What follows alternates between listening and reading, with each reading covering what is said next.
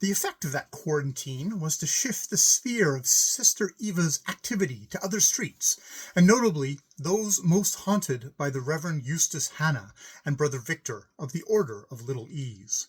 There exists, for all their human bickering, a very close brotherhood in the ranks of those whose work lies in Gunson Street. To begin with, they have seen pain that no word or deed of theirs can alleviate, life born into death, and death crowded down by unhappy life. Also, they understand the full significance of drink, which is the knowledge hidden from very many well-meaning people, and some of them have fought with the beasts at Ephesus. They meet at unseemly hours and unseemly places, exchange a word or two of hasty counsel, advice, or suggestion, and pass on their appointed toil, since time is precious and lives hang in the balance of 5 minutes. For many, the gas lamps are their sun, and the covent gardens wane the chariots of the twilight. They have all in their station begged for money, so that the Freemasonry of the mendicants binds them together. To all these influences there was added in the case of 2 workers that thing which men have agreed to call love. The chance that Sister Eva might catch diphtheria did not enter into the curate's head till Bdlh had spoken. Then it seemed a thing intolerable and monstrous that she should be exposed not only to this risk, but any accident whatever of the streets. A wain coming round a corner might kill her. The rotten staircases on which she trod daily and nightly might collapse and maim her. There was danger in the tottering copstones of certain crazy houses that he knew well, danger more deadly within those houses.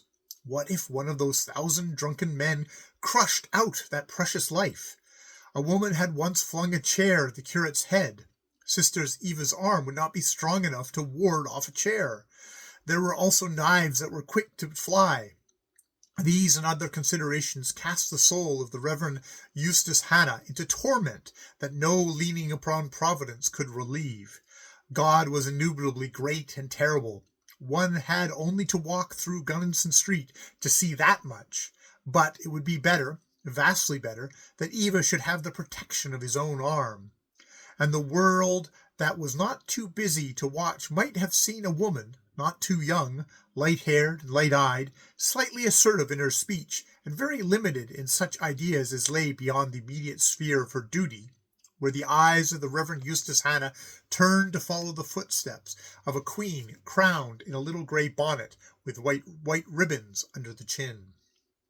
If that bonnet appeared for a moment at the bottom of a courtyard, or nodded at him on a dark staircase, then there was hope yet for Lascarlew, living on one lung and the memory of past excesses, hope even for whining, sodden Nick Lapworth, blaspheming in the hope of money over the pangs of a true conversion this time. So help me God, sir!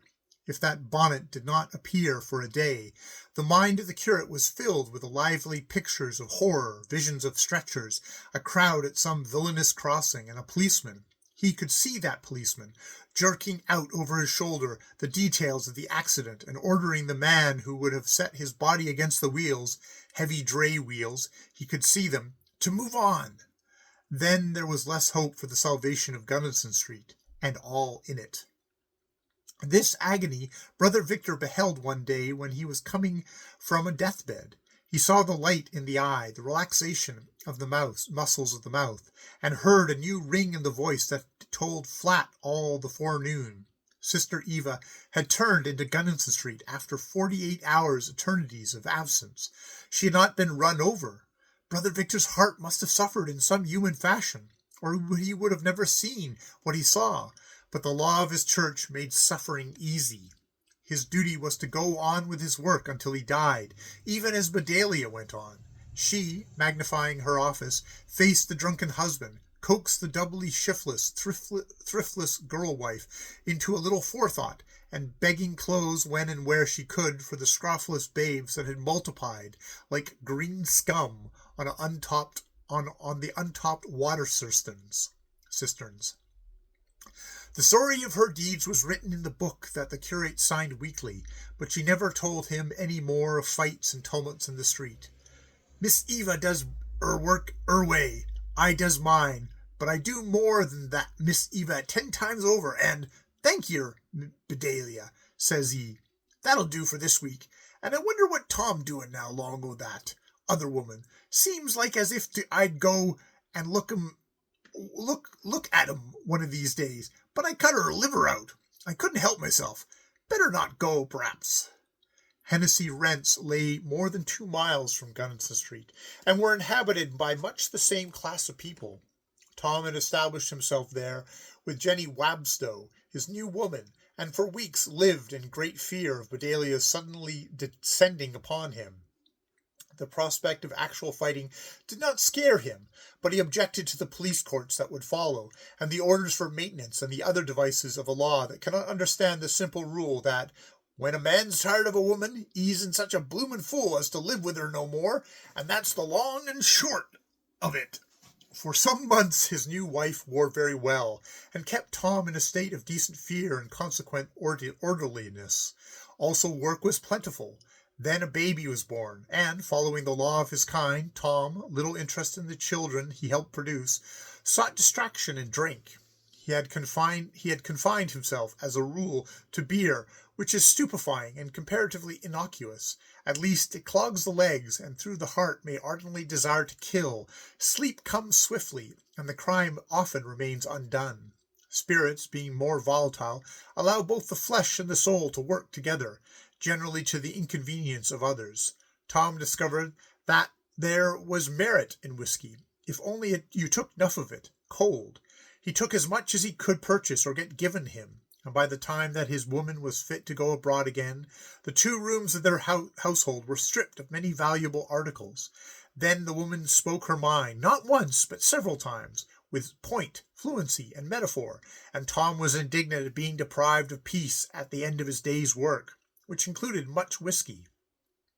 He therefore withdrew himself from the solace and companionship of Jenny Wabstow, and she therefore pursued him with more metaphors. At last Tom would turn round and hit her, sometimes across the head, sometimes across the breast, and the bruises furnished material for discussions on doorsteps among such women as had been treated in like manner by their husbands. They were not few. But no very public scandal had occurred till Tom one day saw fit to open negotiations with a young woman for matrimony according to the laws of free selection. He was getting very tired of Jenny, and the young woman was earning enough from flower selling to keep him in comfort, whereas Jenny was expecting another baby, and most unreasonably expected considerations on this account. The shapeliness of her finger revolted him, and he said as much in the language of his breed. Jenny cried till Miss Hart, lineal descent, and Irish of the mother to Mike of the donkey cart, stopped her on her own staircase and whispered, "God be good to you, Jenny, my woman, for I see how 'tis with you." Jenny wept more than ever, and gave Mrs. Hart a penny and some kisses, while Tom was conducting his own wooing at the corner of the street. The young woman, prompted by pride, not by virtue, told Jenny of his offers, and Jenny spoke to Tom that night. The altercation began in their own rooms, but Tom tried to escape, and in the end all Hrdsft gathered themselves upon the pavement and formed a court, to which Jenny appealed from time to time, her hair loose on her neck, her raiments in extreme disorder, and her steps astray from drink. "When your man drinks, you better drink too. Don't hurt so much when he hits you then," says the wisdom of women, and surely they ought to know. "Look at him!" shrieked Jenny. "Look at him, standing there without any word to say for himself, and that 'ud smitch off and leave behind and never so much as a shillin' left behind. You call yourself a man? Call yourself the bleeding shadow of a man. I've seen better men than you made out or chewed paper and spat out afterwards. Look at him. He's been drunk since Thursday last, and he'll be drunk so long as he can get drink. He's took all I've got, and me, as you see." A murmur of sympathy from the women.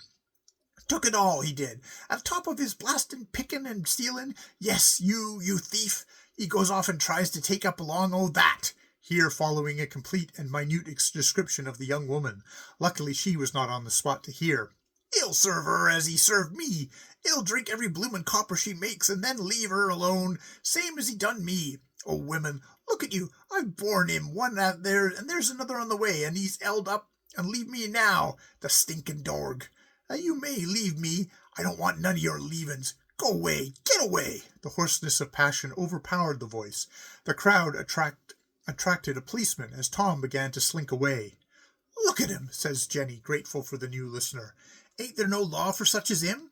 He took all my money. He's beat me once, twice and over. He's swine drunk, and he's when he ain't mad drunk, and now he's trying to pick up along another woman. Him I give up a 4 times better man for. Ain't there no law? What's the matter now? You go to your house. I'll see to the man. Has he been hitting you? Said the policeman. Hitting me? He's cut my heart in two, and he stands there grinning as though it was tall play to him. You go on to your house and lie down a bit.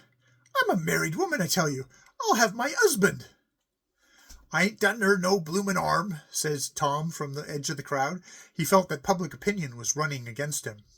You ain't done me none bloomin' good, you dorg.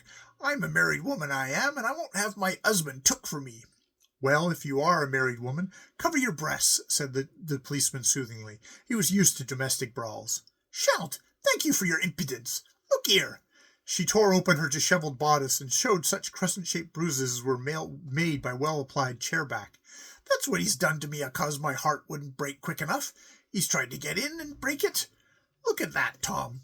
That you gave me last night, and you made it up, and I made it up with you. But that was before I knew what you were trying to do along that woman. Do you charge him? Says the policeman.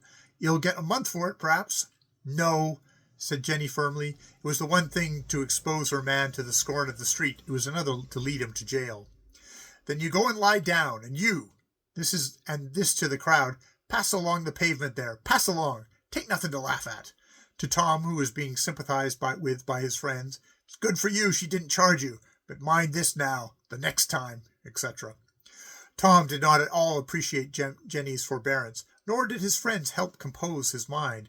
He had whacked the woman because she was a nuisance, for precisely the same reason he had cast about for a new mate, and all his kind acts had ended in a truly painful scene in the street, a most unjustifiable exposure and of his woman, and a certain loss of caste. This he realized dimly among his associates. Consequently, all women were nuisances, and consequently whiskey was a good thing. His friends condoled with him. Perhaps he had been more hard on his woman than she deserved, but her disgraceful conduct under provocation excused all offence. I wouldn't have any more to do with her. A woman like that there, said one comforter. Let her go dig for her bloomin' self. A man wears himself out and his bones shoving meat down their mouths while they sit at home easy all day, and the very first time, mark you is a bit different, and a very proper too, for a man is a man. She ups and as you out into the streets, calling you God knows what. What's the good of that? I asked Hrdsft. So spoke the second comforter. The whiskey was the third, and his suggestion struck Tom as the best of all. He would return to Bdlh, his wife. Probably she should have been doing something wrong while he'd been away, and he could then vindicate his authority as a husband. Certainly she would have money. Single women always seem to possess the pence that God and the government denied to hard-working men. He refreshed himself with more whiskey. It was beyond any doubt that Bdlh would have done something wrong. She might have even married another man. He would wait till the new husband was out of the way, and, after kicking Bdlh, would get money and a long-absent sense of satisfaction. There is much virtue in a creed or a law when it is all prayed and suffered. Drink is the only thing that will make clean all a man's deeds in his own eyes. Pity it is that the effects are not permanent. Tom parted with his friends, bidding them tell Jenny that he was going to Gunson Street, and would return to her arms no more. Because this was the devil's message, they remembered and severely delivered it, with drunken distinctness in Jenny's ears. Then Tom took more drink till his drunkenness rolled back and stood off him as a wave rolls back and stands off the wreck it will swamp.